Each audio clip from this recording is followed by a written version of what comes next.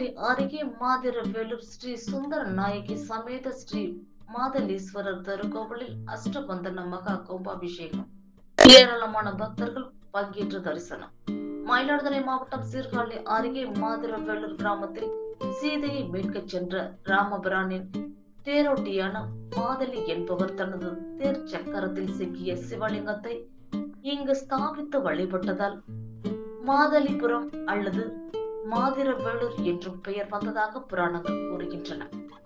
பிரசித்தி பெற்ற மாதிரவேலூரில் அருள் புரியும் ஸ்ரீ சுந்தர நாயகி அம்பாள் சமேத ஸ்ரீ மாதலீஸ்வர சுவாமி திருக்கோவில் காலத்தால் பழுதடைந்திருந்த நிலையில் பக்தர்கள் ஒன்றிணைந்து திருப்பணியை முறையாக செய்து பஞ்சவர்ணம் தீட்டி புது பொலிவுடன் ஸ்ரீ மாதலீஸ்வரர் திருக்கோவிலில் மற்றும் கிராம தேவதைகளான ஸ்ரீ பூர்ணா புஷ்கலா சமேத ஸ்ரீ ஹரிஹர புத்திர ஐயனார் மற்றும்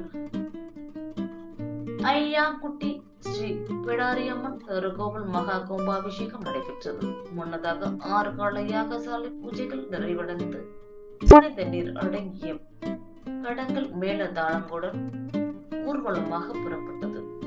வேத விற்பனர்கள் மந்திரம் முழங்க கடங்கள் கோவிலை வலுமந்து மூலவர் விமான கலசம் அனைத்தும் சன்னதி கோபுர கலசங்களில் புனித நீர் ஊற்றப்பட்டு கும்பாபிஷேக விழா நடைபெற்றது.